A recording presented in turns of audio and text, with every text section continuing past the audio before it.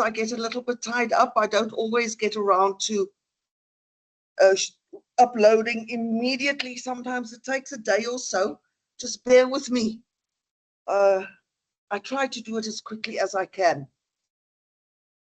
Okay, so we are busy with the law of contract. What we've learned so far. Let me share my screen.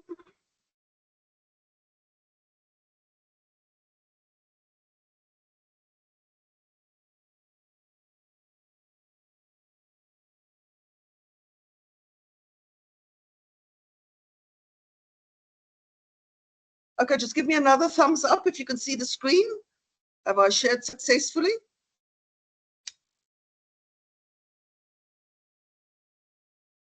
Okay, Mitchell can see the screen, the other people. Okay, great. The notes that I make, I have said this, so just pointing it out again.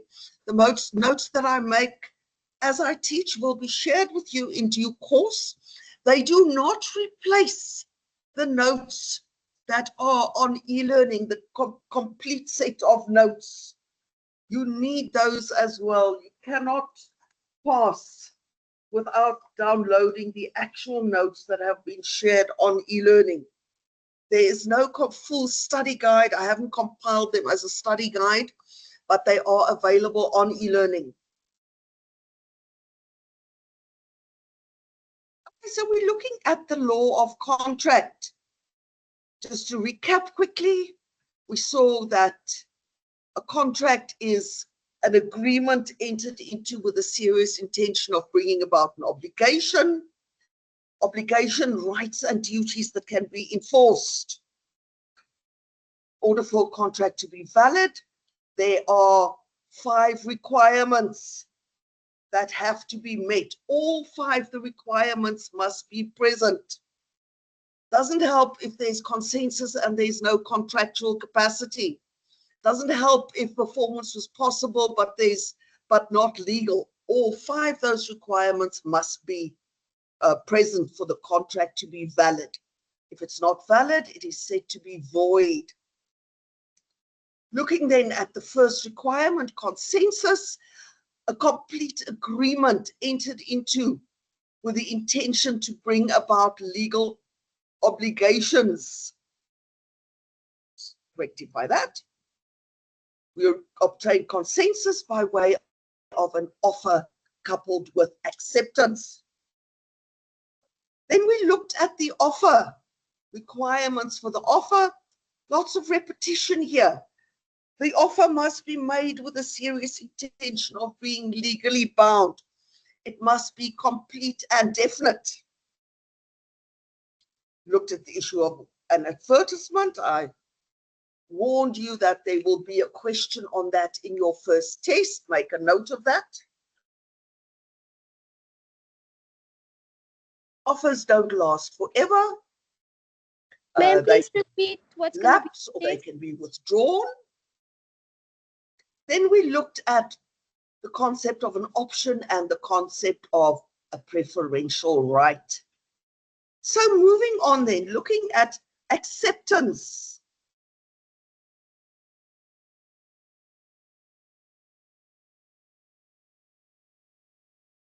We have a valid offer, but a valid offer on its own is not enough.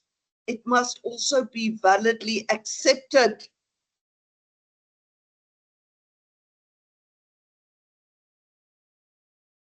This is law. There are requirements for everything.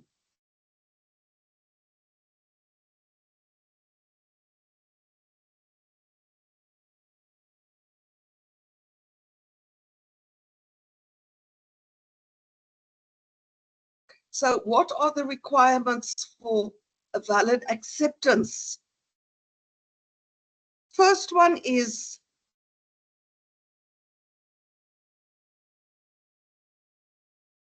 sorry, give me a second. First requirement is it must be unconditional and unequivocal.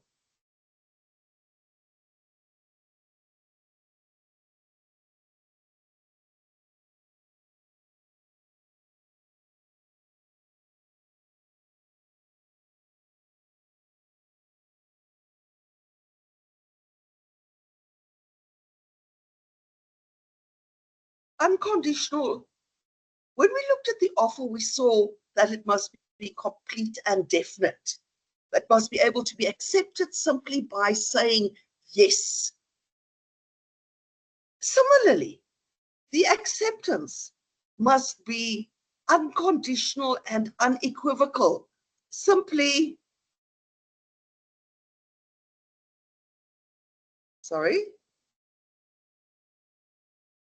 yes. The moment there are conditions inserted,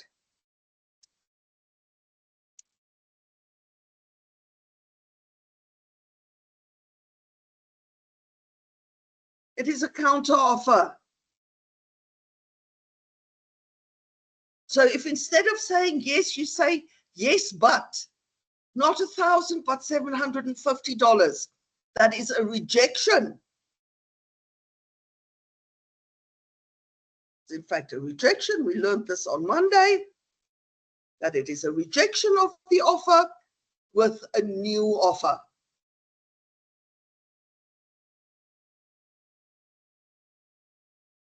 It must be in response to an offer. If there is no offer, there is no acceptance.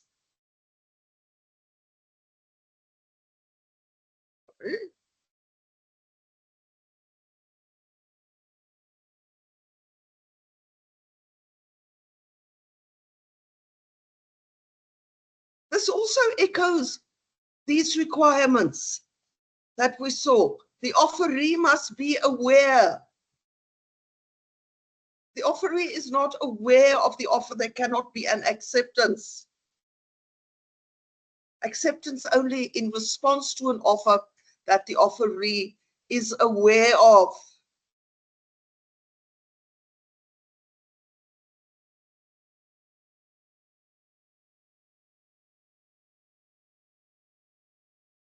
Must be made by the person to whom the offer was addressed. I made the offer to Mitchell. Jane cannot accept that offer.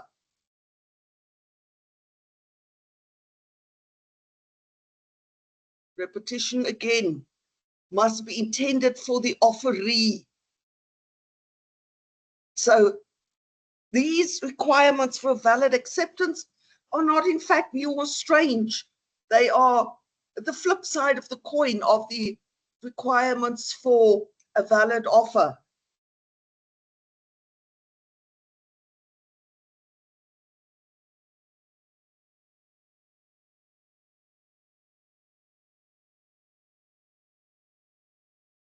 It must be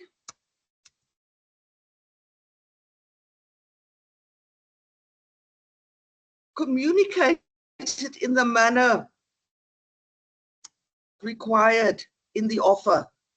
So if I make you an offer and I tell you to accept in writing, an oral acceptance is not valid. If I did not specify, then acceptance can be in the same manner as which the offer was made. So an offer in writing can only be accepted in writing. An oral offer can only be accepted orally. Then, of course, some common sense. Must be accepted while the offer still exists. Common sense, quite plain and easy there.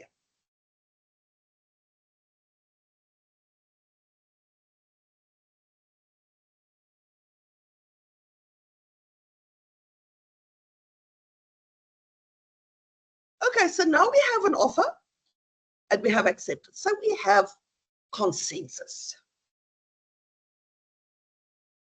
Sometimes, however, we might think we have consensus and we don't. Or there's consensus, but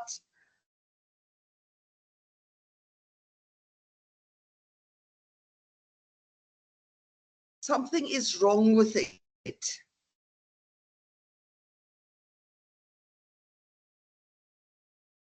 factors influencing consensus.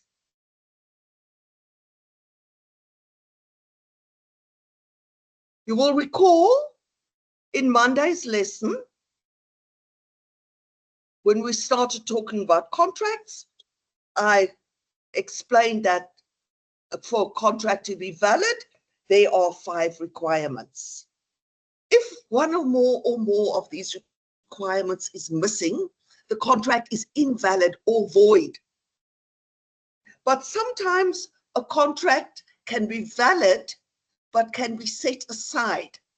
It is then known as voidable.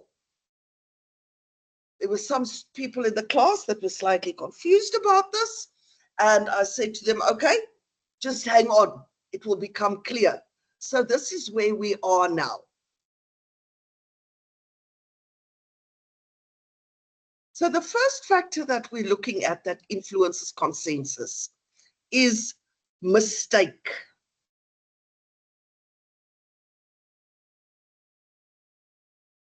Now, mistake is literally what it says. I explained on Monday that sometimes law terms are English words, but they have a different meaning, like an option.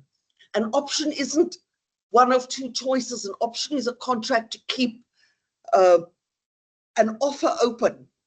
Mistake, on the other hand, is pretty much what it is said to be.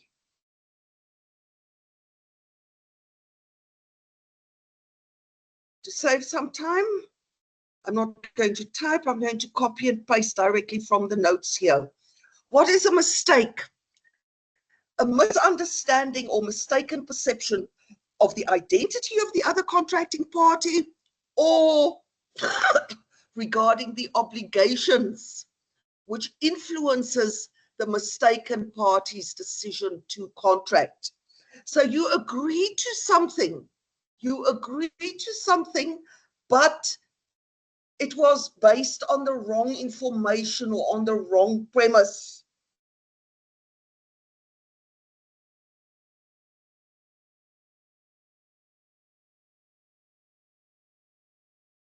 Let's go to this.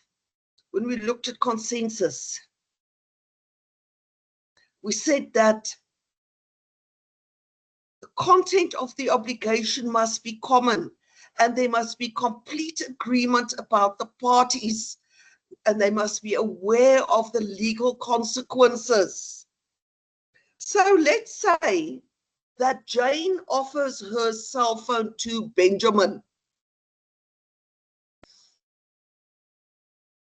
Jane is under the impression that he's going to be using it and giving it back.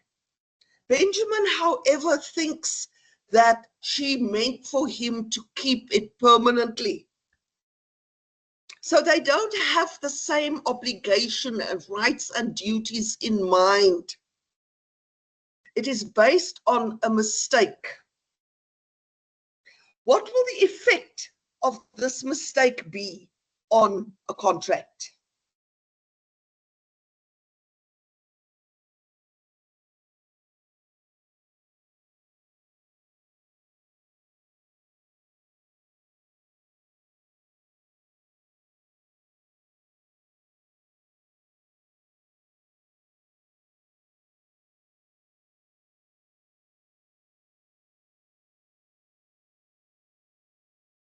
Come, somebody tell me.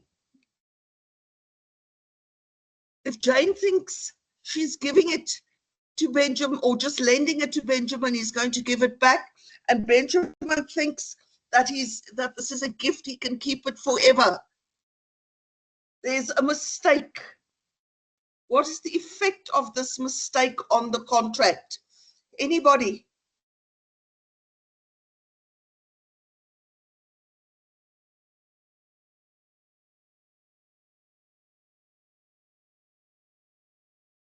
Come, I don't want silence.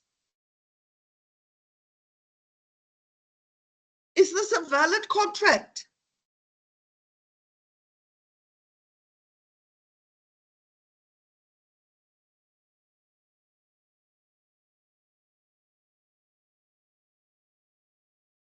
Can you not hear me, or why is there such silence? We can hear you, ma'am. Yes, George. Can you repeat the question again? So, are we talking about the scenario that I can see on the a misunderstanding or mistaken perception of identity? Should we say if it's a contract or not, or? Okay, I was struggling to hear you now. I had a problem hearing you on Monday as well. Could you just repeat what you said? I want you to repeat the question. What are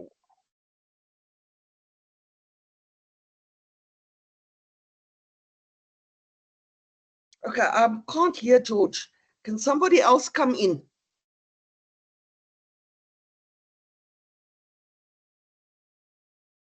What is the effect of a mistake on a contract?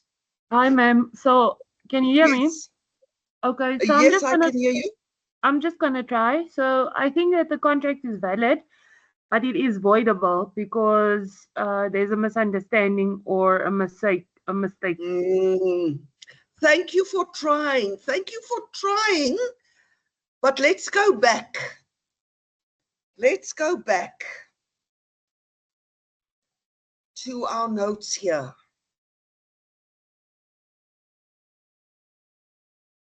So there's 5 requirements for a valid contract, and we're looking at consensus.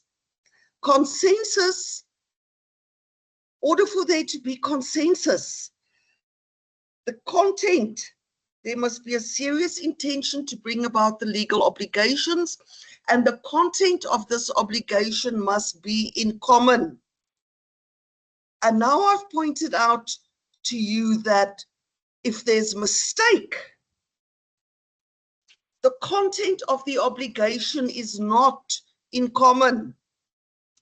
Put that down for you.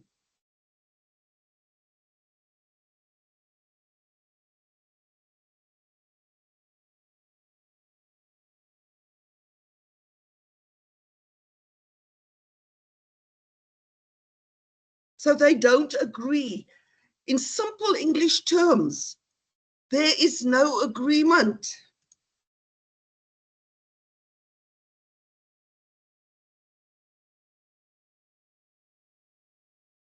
So thinking about it like that, ma'am, try your answer again. What is the effect of this mistake on a contract?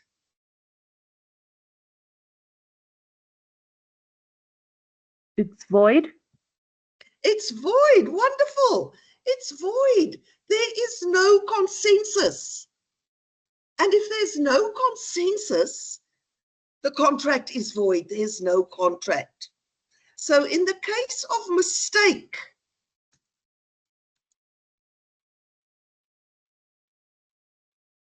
the contract is void. Now we get different types of mistakes. Not every mistake will make a contract void. The mistake must be material.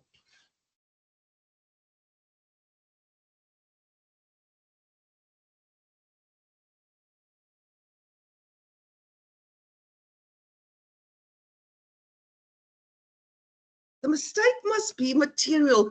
It must go to the core of the matter, to the crux of the matter. Receiving a gift or having to give something back, receiving a loan, that goes to the crux of the matter. That contract will be void. If, however, you looked at a car to buy and you didn't look properly and you thought the car was dark blue, and subsequently it turns out the car is actually black, the color of the car is not material to the car.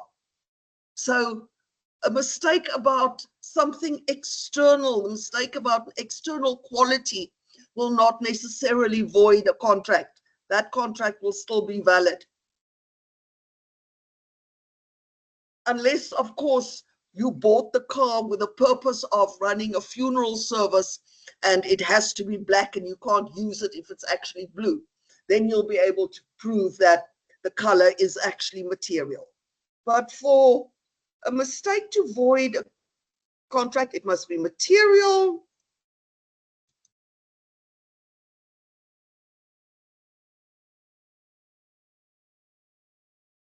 It must be reasonable.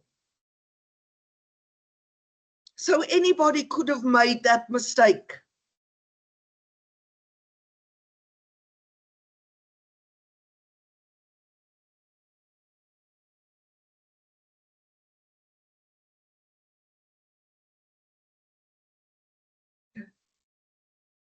Mistake doesn't give you a handy excuse to get out of contracts. It must be reasonable and excusable. A person in the same circumstances would have made the mistake, and you must show that it is not due to fault. So careless.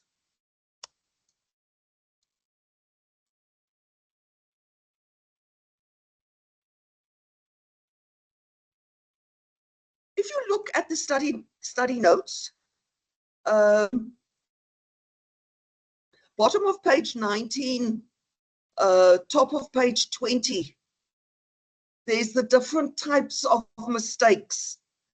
I'm going to skip over them. They will not be examined. Make a note for you here.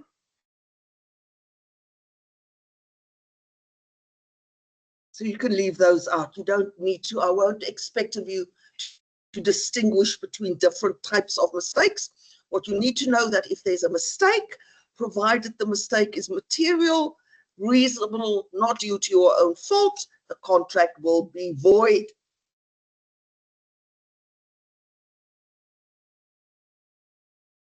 Now let's look at the next factor that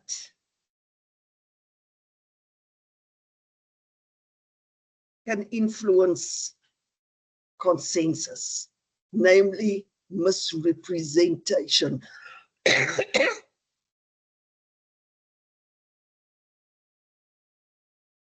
Misrepresentation is exactly what it says.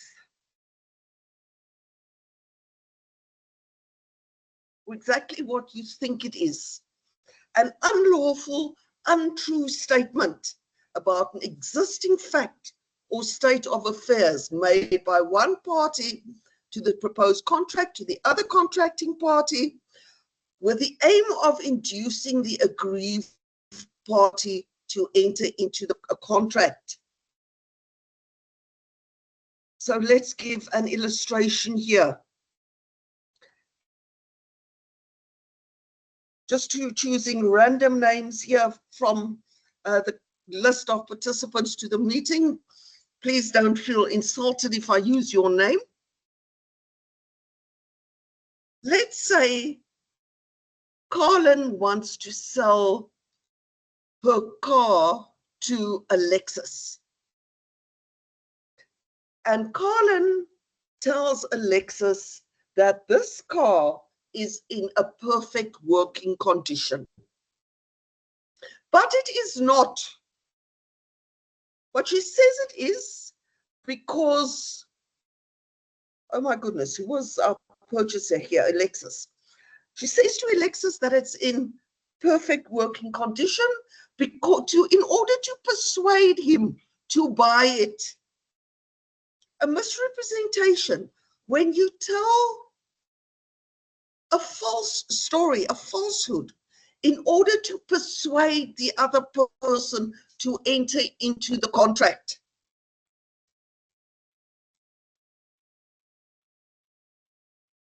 Now let's see.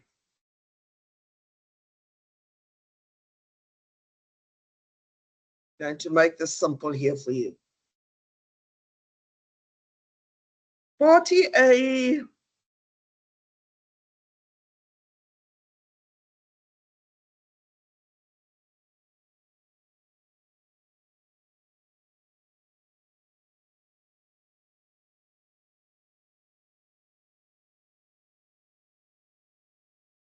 that the car is in a perfect condition. B agrees to buy the car.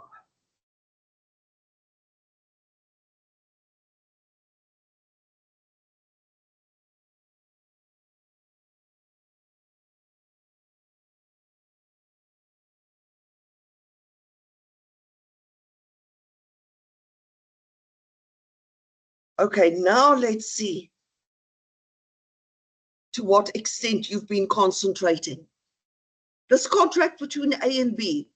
A told B it's in a perfect condition in order to persuade B to buy the car.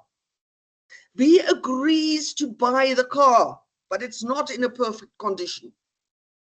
What effect does this have on the contract?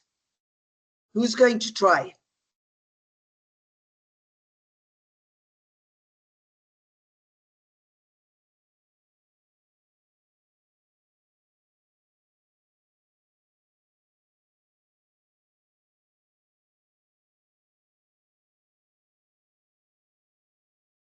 The important bit is there.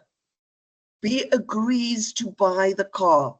Who's going to try here? What effect does this misrepresentation have on the contract?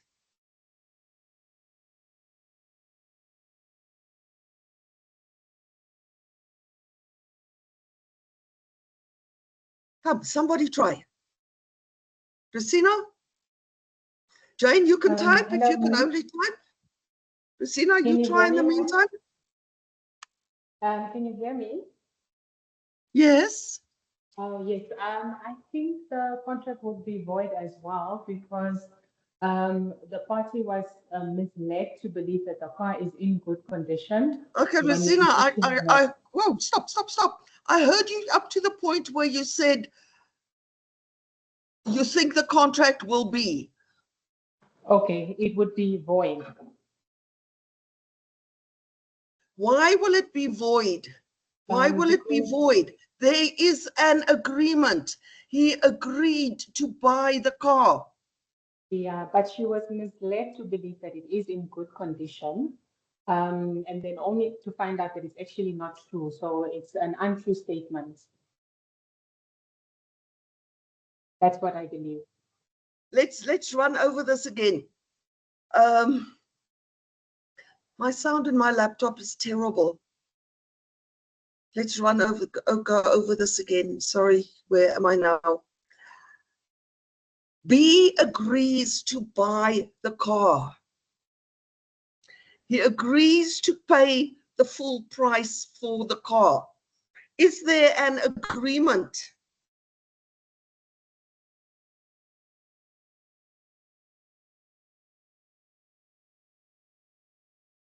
Jane says, yes, there is an agreement. Jane also said in the notes, in the chat, she typed, it is defective. Evelina, let's see what Evelina said here. The content of what is being sold was misrepresented. So voidable. You're correct that it's voidable, Evelina.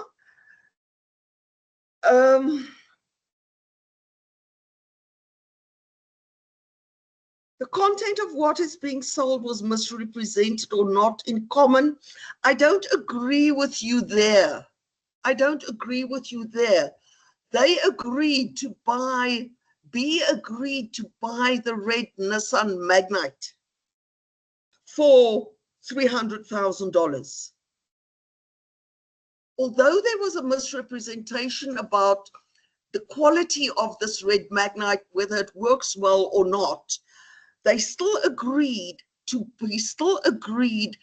buy and pay for the red Magnite.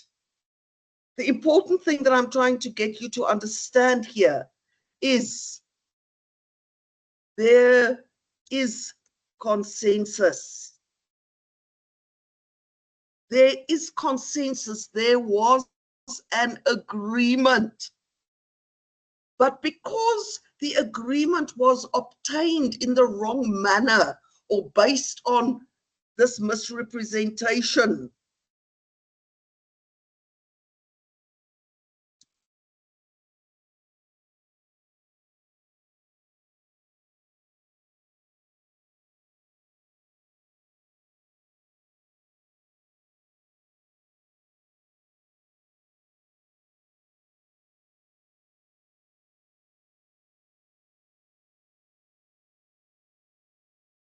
because the consensus was obtained in the wrong manner based on the misrepresentation, it is in fact, as Jane said in her first chat, her first thing that she put it on the chat, she said it is defective. The consensus is defective. There is consensus. You've got to understand that there is consensus.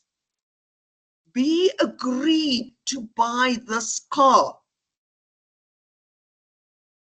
There is consensus, but it was obtained based on the wrong facts, based on the wrong manner. Consensus is defective.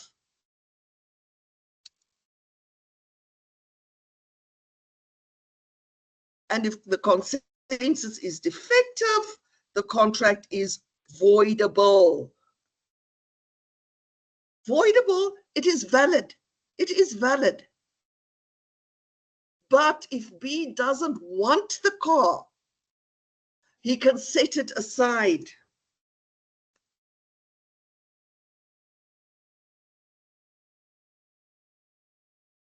But it's not void. The contract is not automatically void. Remember, void, there's no contract. It's not enforceable. There's no rights and duties. This contract is voidable. Maybe B decides he doesn't want to set it aside. He wants to keep the car, but there are other legal remedies that he can use. He can claim for a reduction in price. We'll get to that when we do purchase and sale. Maybe he thinks that's a better idea. He still wants the car, but he just wants to pay less. If the contract was void, he cannot keep the car because then there's no contract. Voidable means he has the choice.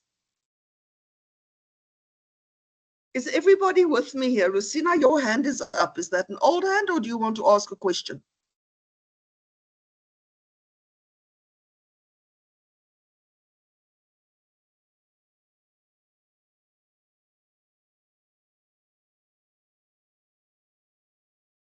Jane says they can renegotiate the contract. Jane is correct because the contract is voidable. If the contract was void, there's nothing to renegotiate because a void contract is a nothing. There are no rights and duties that come from a contract that is void.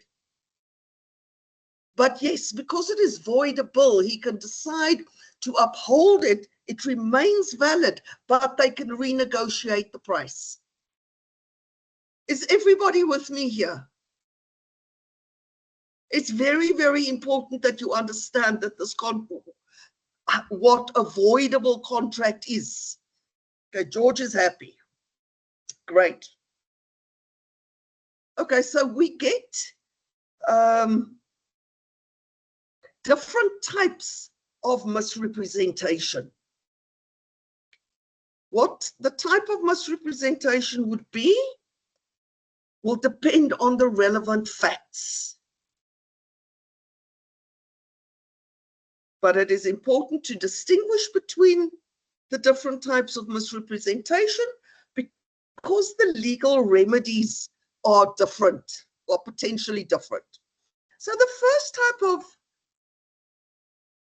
misrepresentation is innocent misrepresentation.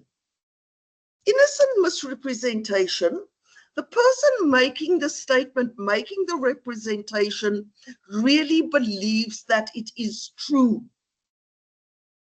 So A offers his car to B and says it is in a perfect condition because he's been taking it for regular services. He's been driving it. He's not had any problems. He really believes that it is in a perfect condition. Shortly after B buys it, he finds out that the radiator is cracked. That was not something that could have been picked up easily. So it's still a misrepresentation. It's still an untruth. But A was innocent. He didn't do it on purpose. It's still a misrepresentation. The contract is voidable, can be set aside. Then you get negligent. Negligent misrepresentation, that is where the party making the misrepresentation believes it is true, but did not take any proper steps to verify. So A tells B that the car is in perfect condition, but has not taken the car for a service for years.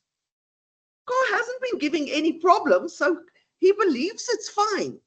But he hasn't been acting like a reasonable person has, because he hasn't been taking it for services. He did not check up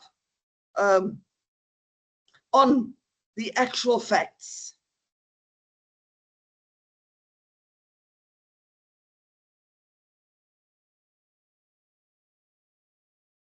In this instance, this is regarded as negligent misrepresentation. If misrepresentation is negligent, the contract is voidable, plus the innocent party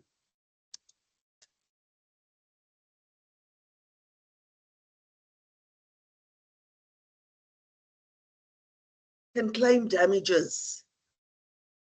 And then you get the worst case, namely fraudulent. Fraudulent misrepresentation, that is where the one A is telling a blatant lie. He knows that the car is defective, but lies about it. Fraudulent misrepresentation, similar to negligent, contract is voidable, plus A can claim damages. Well, the innocent party, B, in this instance.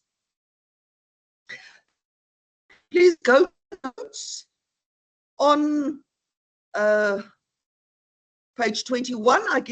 I have explained them now, but I haven't typed it out, but I give you the explanation of these three different types of misrepresentation.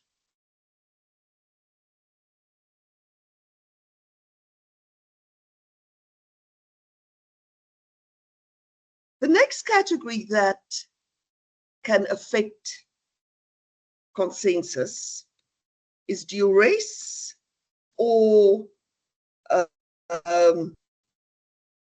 undue influence.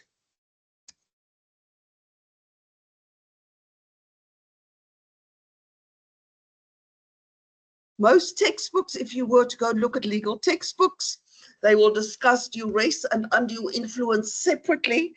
They are not the same, but they are similar, which is why I have lumped them together for the purpose of our study notes. To give you the definitions quickly: duress,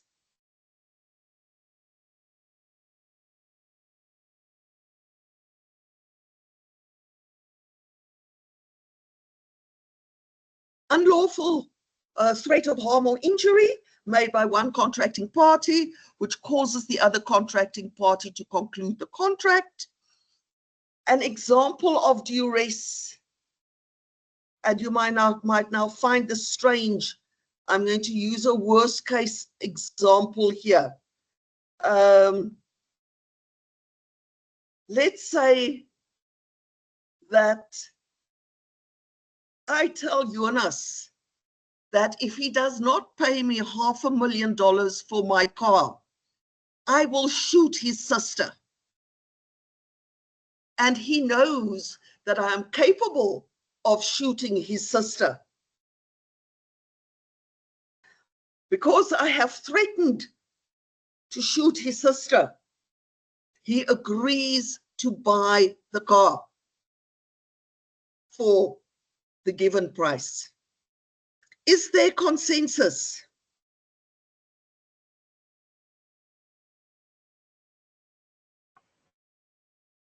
No. Why not? He has agreed to buy the car. Yeah, he agreed to buy the car, but by force. He agreed, George, he agreed to buy the car. Is there consensus? Did he agree? There is consensus, but the consensus is defective. Jonas is correct, George. The question was, but thank you for participating. I need you. I enjoy your participation in the class. The issue here, and I know a lot of students battle with this because it doesn't make sense to them. But this is where I'm going to tell you, think with your head. Don't think with your heart, because your heart is telling you, how can there be a contract if he was threatened? That's what made you think, but no, this can't work. The fact is, he agreed to buy the car. There is an agreement. He agreed to buy the car. There is consensus. But that doesn't mean, George, that he is now stuck having to pay me $500,000 for a car that's not worth it. There is consensus, but it was obtained in the wrong manner. I obtained his agreement because of this threat. So there's consensus, but it is defective. So what does defective consensus mean? Result in the contract is voidable. It can be set aside, and he can claim, if he incurred damages, he can claim his damages.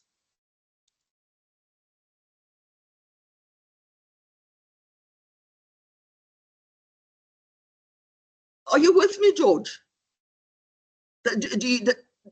Does your heart feel better about it now? That there is consensus. He agreed. That doesn't mean that he is now stuck forever in this contract that he was threatened into entering. No, because the contract is voidable and he can set it aside. But the basic legal principle, as you and I said, he agreed. There is consensus. Undue influence is very similar. Undue influence would be when I came to you, George, and said, buy my car for $500,000, or I will make sure that you never pass law. So also a threat, but not a threat of violence, rather somebody misusing, abusing a position of authority in order to get you to agree. You still agree. There is consensus, but it was obtained in the wrong manner. It is defective. It can be set aside. And if you suffer damages, you can claim them. Is everybody with me in this regard?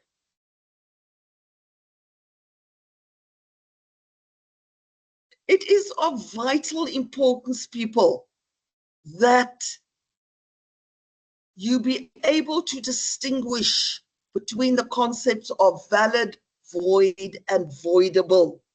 When is a contract valid? When is it void? When is it voidable? That is one of the most common mistakes that my law students make. If you're not sure about that, please ask me on the group and I will explain it again and again and again. Okay, so that addresses the issue of consensus then. So we had 5 requirements of a valid contract: consensus, contractual capacity, performance must be possible, it must be legal, and formalities must be complied with. Let's move on and look at contractual capacity.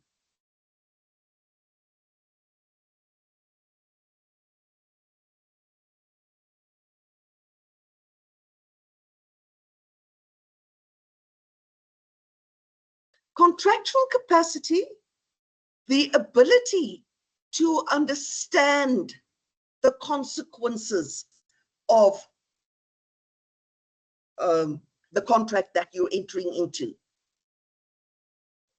Remember, consensus and a complete agreement.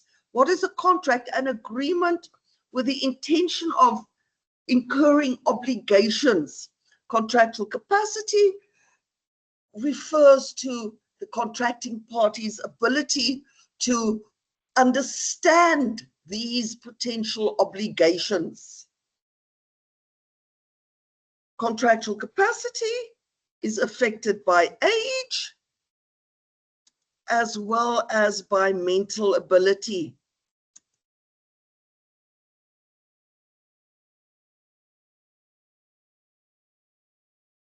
We're just doing this very briefly.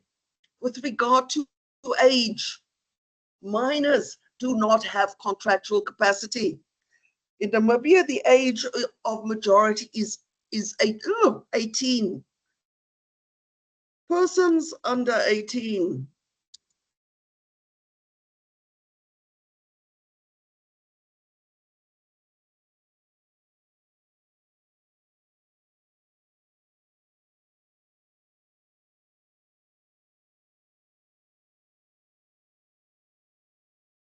Contracts without the assistance of their guardian. Guardian being either the parent or person appointed by court.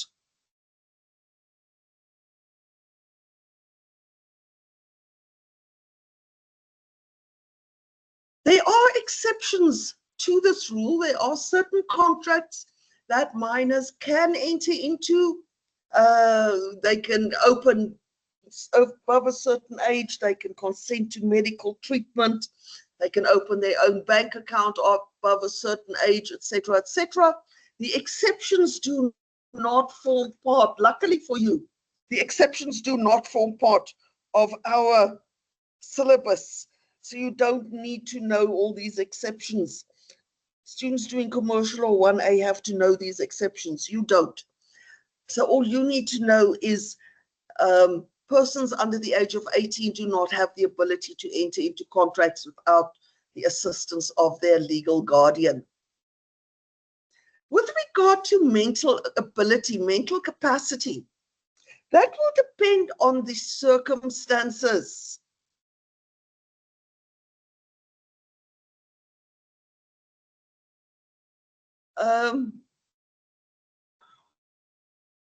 With regard to mental incapacity, you need to distinguish between whether this is a permanent incapacity or a temporary incapacity. Textbooks still use the terminology persons that have been declared insane.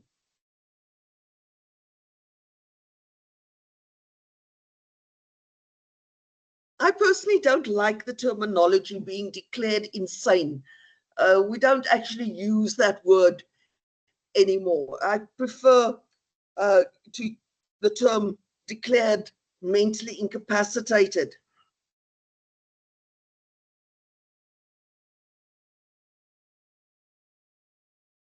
If you have been declared mentally incapacitated by the High Court, you have got no contractual capacity.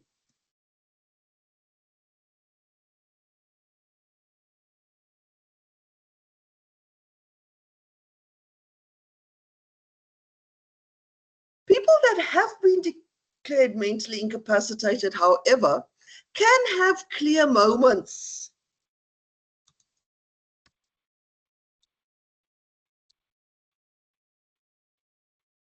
where they do actually understand what they were doing.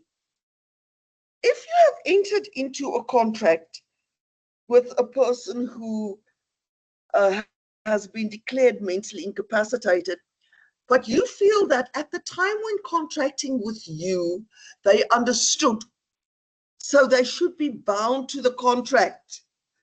The onus is on you to prove it. So the person who wants to hold them contract must prove the clear moment.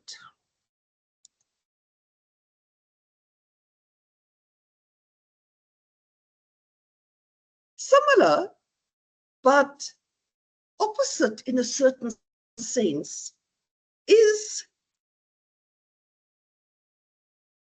intoxication. If you have been drinking too much, on Monday, we used the example of a chappie who was in the shebeen, and 2 o'clock in the morning, he needed more money to drink and he wanted to sell his car for $100. And you all agreed that there was no consensus because he did not have the serious intention to become legally bound.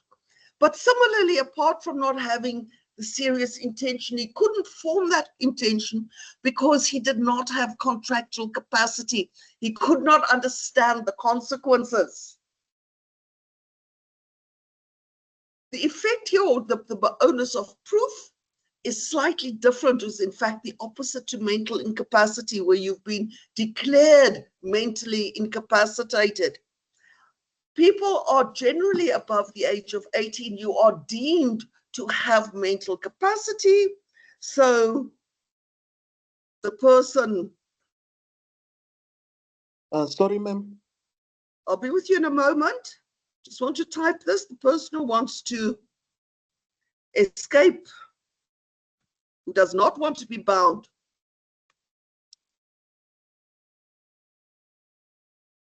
must prove intoxication.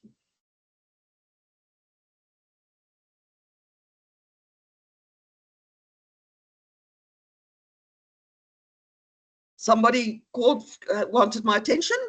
Yes, Jonas? Under mental incapacity, is it only the High Court that can declare someone insane, or can a doctor even declare someone insane? No, it is only the High Court of Namibia that can permanently declare somebody incapacitated insane and remove their contractual capacity. This will be done, obviously, based on medical reports. The doctors will make reports to the High Court saying that this person does not have the mental capacity to make their own decisions. But a doctor on his own cannot make that decision. It is, in fact, only the High Court. Okay, understood. Yeah. Okay, further questions? Does everybody, we did that very briefly. The issue of contractual capacity is actually quite simple.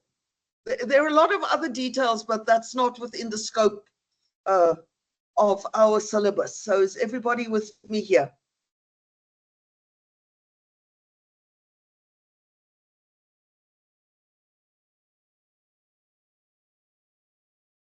Let's look in closing tonight to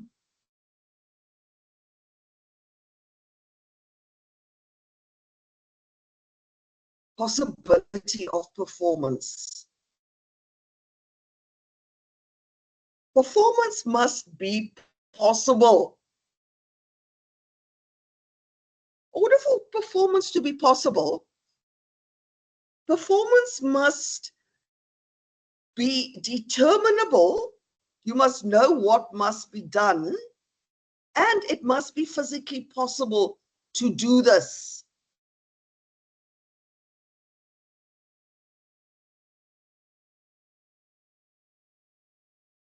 Must be possible to determine from the contract what the performance is. If your contract doesn't specify what the performance is, you can't figure out what needs to be done, then it's not possible. And then in addition to that, it must be physically possible.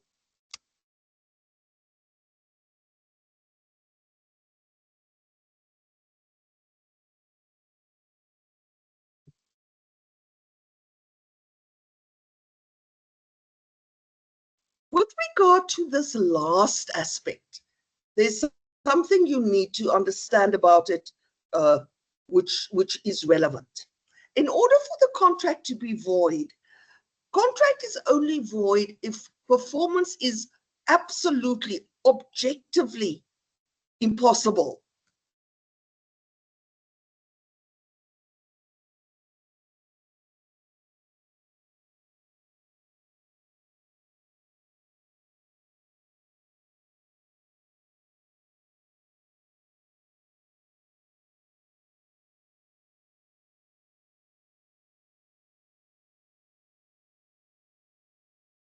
Contract will only be void if performance is objectively impossible, which means nobody in the world can do this. If it is subjectively impossible,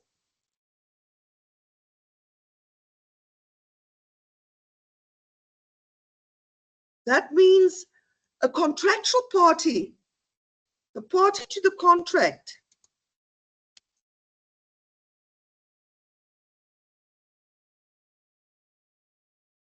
cannot perform, but somebody else might be able to.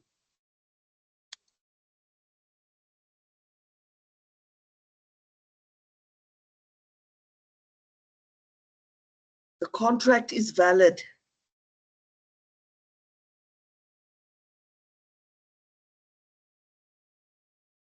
Let's give examples. A simple example that I always use. It's a stupid example. I really need to think of better examples, but for the time being, let's say I agree with Colin that she will buy all for $500,000. She will buy all the diamonds that I can mine on the moon. Is that contract valid?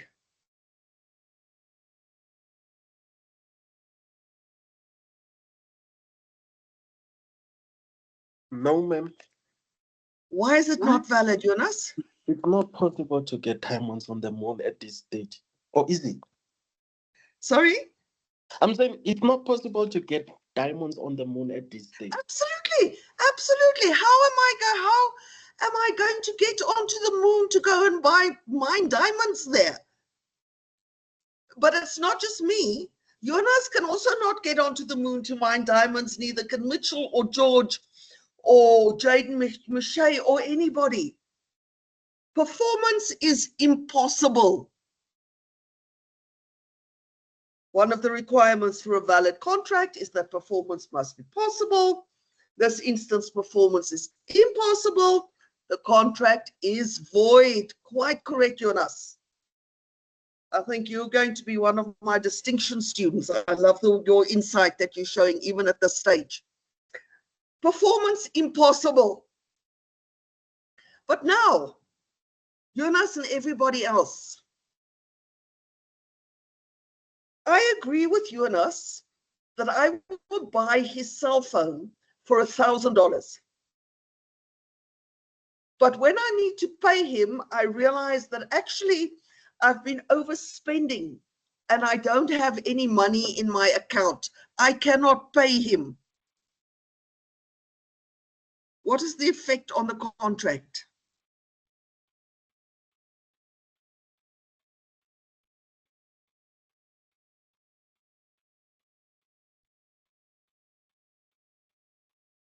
I cannot pay Jonas, but Mitchell might be able to, or George might be able to. Evelina said here in the chat, the contract is valid. Absolutely. In this instance, performance is only subjectively impossible. Yes, objectively impossible, nobody in the whole world mining diamonds on the moon. Subjectively impossible, I can't do it, but somebody else might be able to. The contract is valid, and if Jonas wants to, he can actually take me to court to claim the $1,000 from me.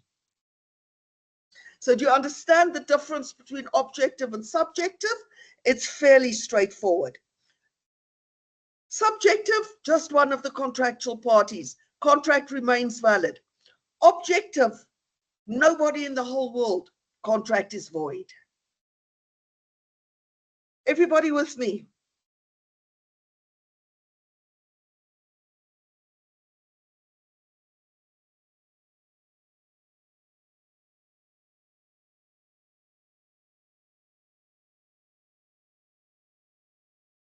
Okay.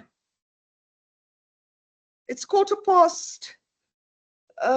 We've got a few more minutes to go, but I actually think I'm going to stop here because the next aspect we need to look at is that performance must be legal. And there's a number of aspects that I need to discuss with you that I might not be able to finish in the time left, and I don't want to sort of stop halfway through with that. I had been thinking, okay, so first of all, any questions about what we've done so far?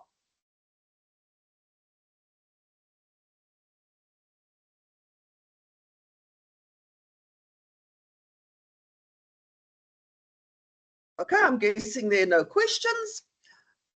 I was thinking of working in an online class on Saturday morning because I want to get slightly ahead of the schedule. But I've just suddenly, just before I said that, I realized, but this Saturday would be most inappropriate for me to want to host an online class, seeing that it is the funeral service of the late founding father. So obviously, we would rather be tuning in online or watching that, attending and celebrating and mourning his passing. For me to call for a class during that is not acceptable. I have no intention of doing that. I will still get back to you about perhaps also switching our Monday classes to Saturdays. All of this will still be sorted out. This coming Saturday, there is no class. No class this coming Saturday. Definitely not. Thank you very, very much for joining. Ma'am, will we have class on Monday? On Monday, we will have a class. Monday class will proceed as normal for the time being. Okay. Until further notice. If I have not given you any further notice, we stick to the scheduled timetable. If I make any changes, I will give you thorough notice about that.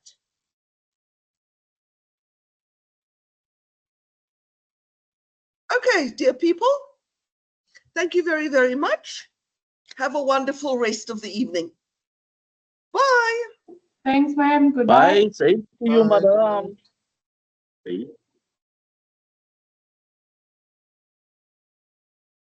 Kambaso, your hand is up. Do you have a question?